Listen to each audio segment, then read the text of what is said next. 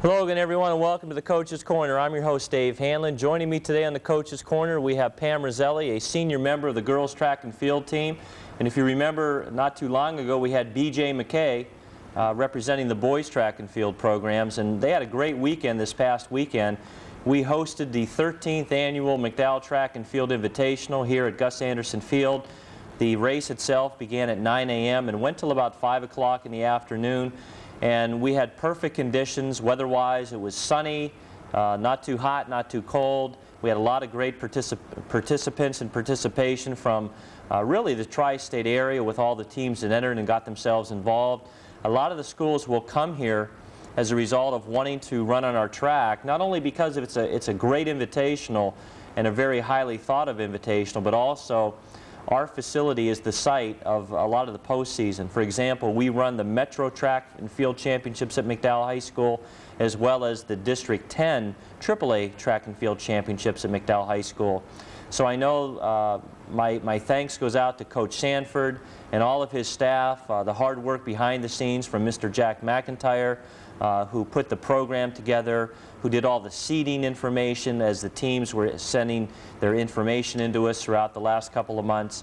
So it's just not easy just when 9 o'clock on Saturday occurs. A lot of hard work and effort went in behind the scenes. And again, congratulations to Coach Sanford and all the athletes and everybody involved in track and field, parents, boosters, the school district personnel. It was just a wonderful event that I'm sure the athletes appreciated once they got back on their buses and went back home on Saturday early evening. I might mention, too, that the baseball team had a great game last night. Unfortunately, they lost, but it was a fun high school game to watch. They lost to Cathedral Prep 6-3 down at Ainsworth Field, and the particular game itself, we were leading 3-2, and Prep came back and unfortunately took the lead late in the game and won 6-3. But later in May, and check the schedule, we will be playing Cathedral Prep at Jerry Ut Park. It's a wonderful opportunity for the boys to play at one of the best minor league facilities in the country. So check the schedule, McDowell Baseball versus Cathedral Prep, the second meeting between McDowell and Prep. It should be as good as the first. And right now, we are somewhat in the driver's seat for a playoff position. They take 2 teams out of the Erie Metro League, and they take 2 teams out of the Erie County League, as well as a couple of teams down in Crawford and Mercer County. So right now, we're sitting pretty well. We're 5-1 in the league. Cathedral Prep is 6-0 as a result of the victory last night. So right now, it looks like playoff possibility is on the horizon, and Coach Hayes and Coach Fuller and the rest of the team, they've had an outstanding season up to date. I might mention, too, that boys tennis is moving along strong. We have a big match coming up with Cathedral Prep in May. Boys volleyball, they look like they might be a favorite, a prohibitive favorite for the District 10 championship, the boys volleyball team. And, of course, we had Phil Pisano on last week.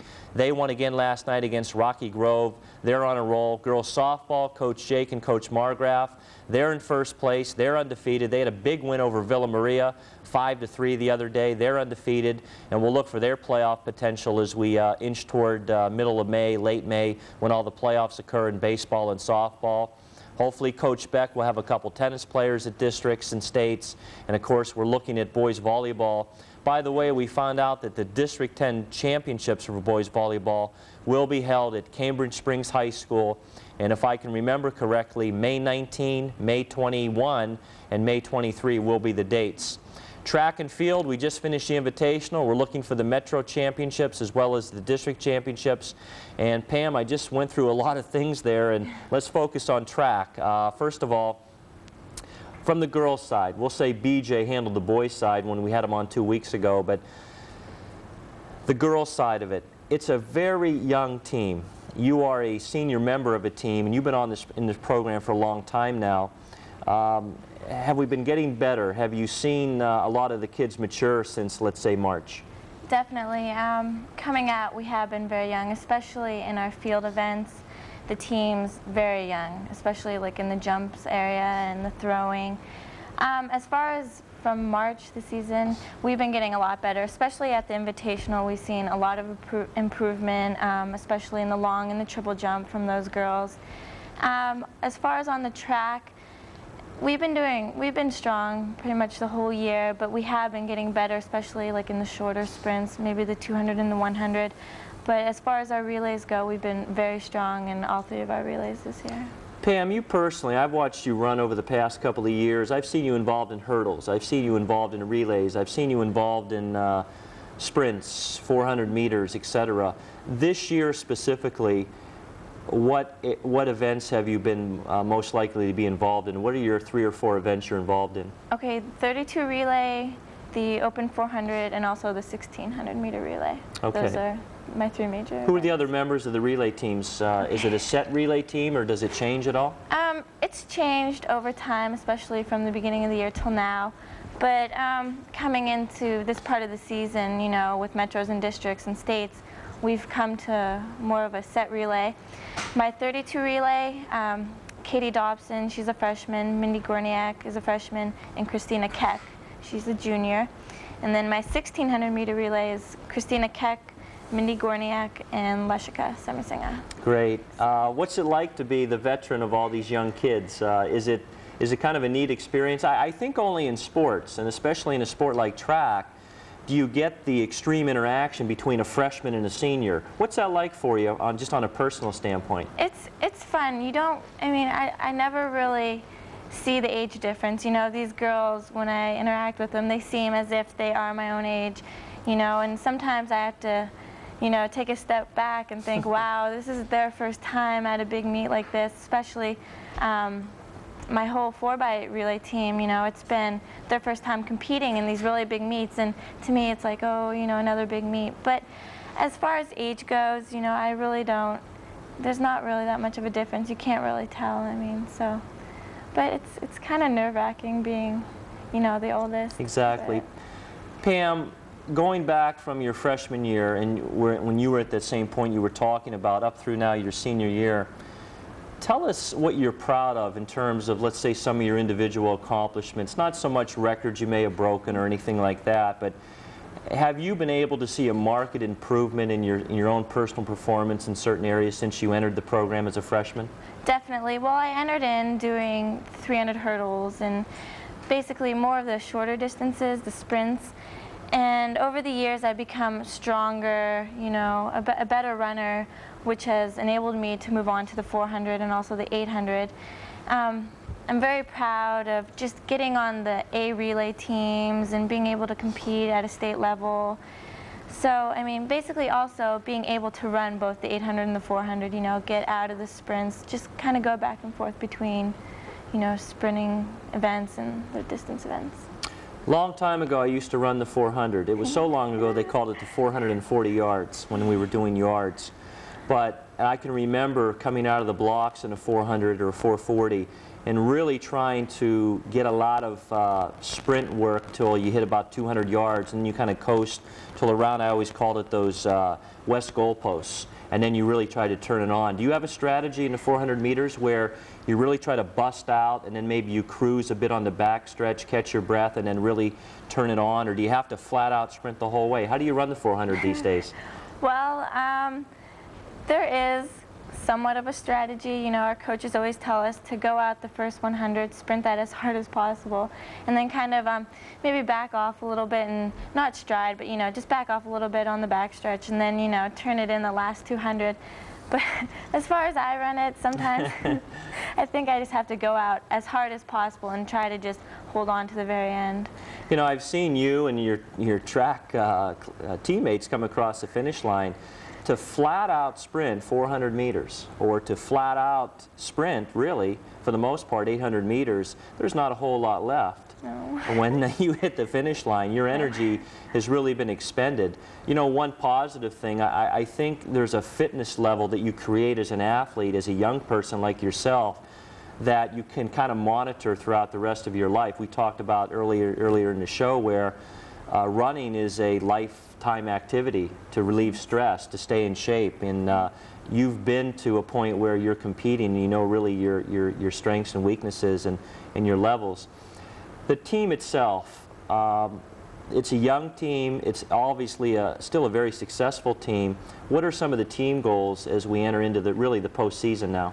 Okay, as far as like metros and districts, we want to definitely, win both metros and districts. And at the metro and district meet, try to place, 1, 2, and 3 in each event. And try to get as many people as possible to the state meet. That way, when we get to the state meet, try to place as high as a team, if not win the state meet. Pam, at that state meet, which is held each year at Shippensburg University, down in the more of the central part of the state, it's quite a happening. It's a wonderful state meet if anybody wants to ever attend it, on a Friday and a Saturday with some great athletic performances. How many opportunities have you personally had to attend the state meet? Okay, I've been to the outdoor state meet twice, once as a freshman and last year. So as a freshman, I ran the 300 hurdles, and then last year I ran in both the 32 and 1600 meter relays. You personally, what are you hoping to get yourself involved with at Shippensburg? Is there a distinct possibility you could qualify for 2 or 3 events in Shippensburg? Definitely. Our 4x4 and the 4x8 are definitely probably going to go to the state meet. And as far as placing, I think our 4x4 is getting really close. Last year, we just missed placing by 0.2 of a second, but this year, it's a different relay, different members, and we're a lot stronger. So I think we have a chance of actually placing this year. And also our 4x8, our 4x8's definitely improved with new team members. So as far as an open event, I'd like to go in the open 400, but the competition in districts it's going to be really tight, depending on who runs it. Exactly. Pam, as we wind down the show, just a couple questions. I've watched your career and involved in the running, the cross country and the track especially, and you seem to be the type of person, I think you've enjoyed your experience as a student and an athlete at Mcdowell. It might be some tough times, some mixed feelings coming up here as we enter the prom and the graduation and all those types of things. What about future plans? Where does Pam Rezzelle go after graduation next month? I'll be heading down to Penn State main campus, and I'm going to walk on their track team and try to do that. Excellent. Well, you've done a great job with Mcdowell, Thank you. And I'm sure the Mcdowell name is pretty strong at Penn State. There seems to be a lot of legions of our students and really student athletes attending Penn State now and going down there, so I'm sure you'll run into some people among the 30,000 students. Definitely. Any thought yet of a major? No.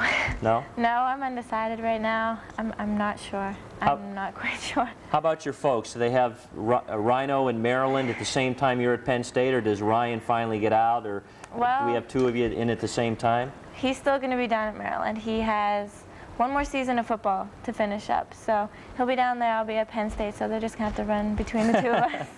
Well, it's a good problem to have. Your parents have great kids, and congratulations to Ryan and everything he's accomplished. And we read about him in the paper the other day, and you've carved out your own little niche with Mcdowell, so congratulations on everything you've done.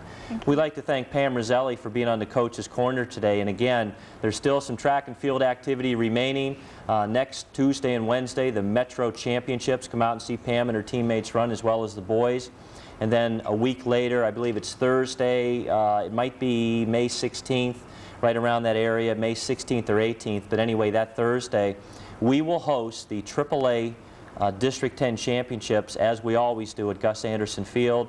The McDowell boys and girls are always putting on a great show, as well as the other programs. So as the weather gets warmer, and we've had a great spring so far, come out and see these fine young athletes work so hard at what they do, and hopefully we'll read about them come time at the state meet. Thanks again for joining us.